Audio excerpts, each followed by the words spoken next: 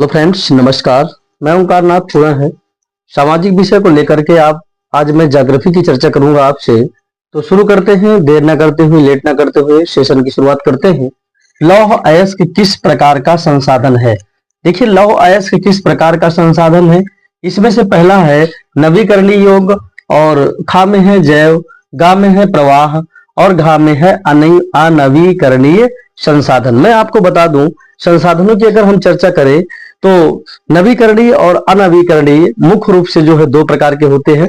इनमें से जब नवीकरणीय वह संसाधन होते हैं जिनका प्रयोग हम बार बार करते रहते हैं, वो संसाधन हमारे सभी नवीकरणीय संसाधन की श्रेणी में आते हैं। और जैसे कि अनवीकरणीय संसाधन वह संसाधन होते हैं जिनका जो है एक बार प्रयोग करते हैं तो वो पूरी तरह से नष्ट हो जाते हैं, उनका हम दोबारा प्रयोग नहीं कर सकते हैं। इसके बाद जैव, जो जीव जगत होता है जैव, और प्रवाह तो आप जानते हैं जो अविरल गति से चलता है। तो यहाँ पर देखते हैं कि लौह अयस्क किस प्रकार का संसाधन है। तो देखिए, लौह अयस्क ये नवीकरणीय योग्य संसाधन नहीं है, जैव संसाधन नहीं, प्रवाह भी नहीं है। तो इसका घा जो है राइट आंसर हो जाएगा, अनवीकरणीय संसाधन है आपका लौह अयस्क। इसके बाद में अगला जो क्वेश्चन है वो निम्नलिखित में से किस प्रांत में सीढ़ीदार खेती की जाती है? तो मैं आपको बता दूं कि जैसे कि ऑप्शन का है पंजाब, खा है हरियाणा, और गा है उत्तर प्रदेश, और घा है उत्तराखंड। मैं आपको बता दूं, सीढ़ीदार जो खेती है ये खेती प्राय पर्वतीय क्षेत्रों में की जाती है। तो यहाँ पर आप देखेंगे पंजाब भी हमारा समतल एरिया है, हरियाणा भी, उत्तर प्रदेश भी। यहाँ पर जो उत्तराखंड है ये हमारा जो है पर्वतीय एरिया है, इसलिए सीढ़ीदार जो खेती है वो जो है आपके उत्तराखंड में की जाती है। यानी कि इसका जो सही आंसर होगा घा द राइट आंसर हो जाएगा। बढ़ते हैं नेक्स्ट क्वेश्चन की ओर। भूमि एक संसाधन है। देखिए, मैं आपको बता दूं कि संसाधनों की अगर हम चर्चा करें तो सबसे पहले यह जान लेना आवश्यक है कि आखिरकार संसाधन क्या होते हैं। तो हमारे जीवन में जो भी वस्तुएं या जो भी हमें हमारे कार्यों में सहायता प्रदान करे वो हमारे लिए सभी संसाधन कहलाते हैं। तो यहां पर हम देखेंगे कि का है प्राकृतिक, खा है मानव निर्मित, और गा है सौर ऊर्जा से निर्मित, घा इनमें से कोई नहीं।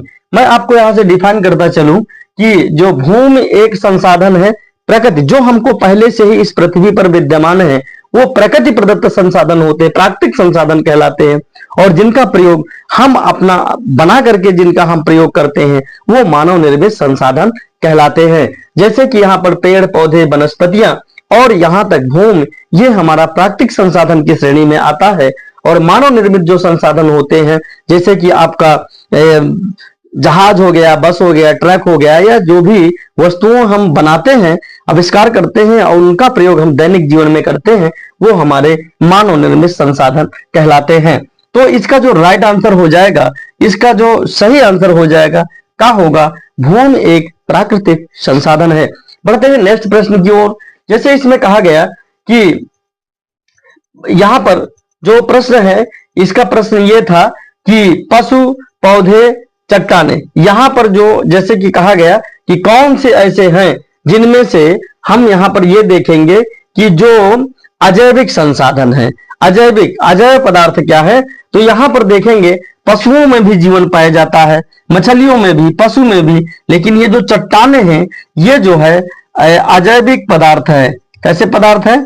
अजैविक पदार्थ। अजैविक पदार्थ की श्रेणी में इनको हम रखते हैं। अगला है, निम्नलिखित में से कौन सा नवीकरणीय योग्य संसाधन नहीं है? देखिए, संसाधनों की जब मैंने आपसे चर्चा किया था तो बताया था कि संसाधन मुख्यतः जो होते हैं प्राय नवीकरणीय और अनवीकरणीय। तो यहाँ पर कहता है नवीकरणीय योग्य संसाधन नहीं है जिनका हम प्रयोग बार बार प्रयोग नहीं कर सकते हैं।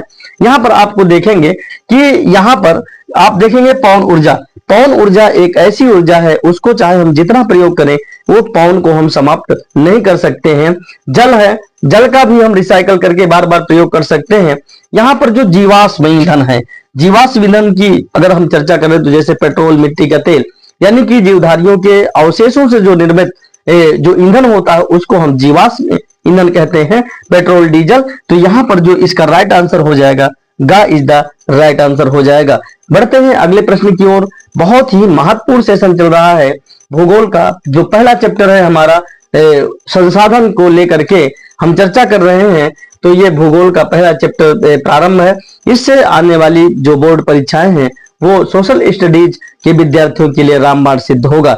मेरा चैनल ओंकार्स कंपटीशंस में जाएं, वहां पर आपको डेली प्रतिदिन मेरे चैनल को सब्सक्राइब करें, डेली आपको ये मिलता रहेगा। तो चलिए बढ़ते हैं नेक्स्ट प्रश्न की ओर। भारत में किस मिट्टी का सर्वाधिक क्षेत्रफल है, यानी कि किस मिट्टी का सर्वाधिक क्षेत्रफल है। देखिए प्राय अगर देखा जाए तो हमारे यहाँ पर मिट्टियां जो है 6 प्रकार की पाई जाती है। यहाँ पर हम देखेंगे जैसे लैटेराइट है, लाल व पीली मिट्टी है, काली मिट्टी है। तो अधिकतर जितने भी क्षेत्र हैं ये नदियों द्वारा लाए गए मैदानों से निर्मित हैं, यानी कि ज्यादातर जो हमारे यहाँ पर मिट्टी है वो जलोढ़ मिट्टी पाई जाती है। अर्थात भारत में अगर किसी मिट्टी के सर्वाधिक क्षेत्रफल है तो वो है जलोढ़ मिट्टी का। अब यहीं से प्रश्न बन जाता है कि सर्वाधिक नमी धारण करने की क्षमता किस मिट्टी में है, तो जलोढ़ मिट्टी में है। कभी कभी पूछ लेता है कपास उत्पादन के लिए कौन सी मिट्टी उपयुक्त है, तो वो काली मिट्टी हो जाएगी। काली मिट्टी को रेगुर मृदा के नाम से भी जानते हैं। कभी कभी पूछ लेता है कि रेगुर मृदा के नाम से किस मृदा को जाना जाता है, तो काली मिट्टी या काली मृदा को जाना जाता है।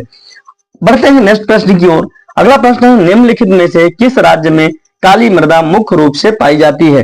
देखिए मैंने इसकी चर्चा किया था कि निम्नलिखित में से किस राज्य में काली मृदा मुख्य रूप से पाई जाती है। तो यहाँ पर राज्य की चर्चा हम कर रहे थे कि किस राज्य में काली मृदा पाई जाती है।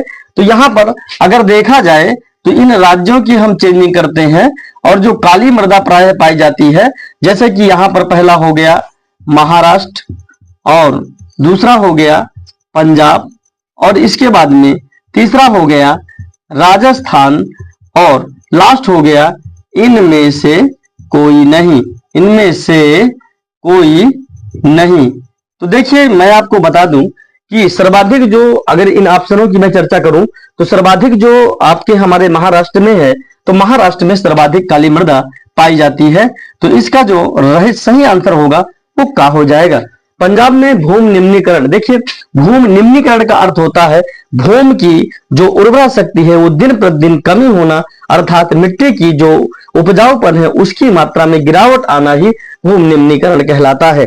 तो यहाँ पर चर्चा करेंगे, एक तो गहन खेती होती है, दूसरी वनोन्मूलन होता है वनों की कटाई से, तीसरा है अधिक सिंचाई से और चौथा है अधिक पशुचारण से।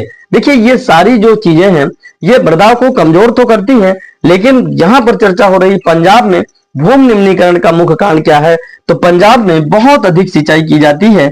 तो प्रायः जो है अधिक सिंचाई के कारण पंजाब में जो भूमि का जो पैदावार का स्तर है वो धीरे धीरे करके गिरता चला जा रहा है। तो ये भूगोल का हमारा पहला ही चैप्टर था। ये विगत परीक्षाओं में पूछे गए हैं, आगे आने वाली परीक्षाओं में पूछे जा सकते हैं, यहीं से प्रश्न बनता है, मैंने डिफाइन भी कर दिया है।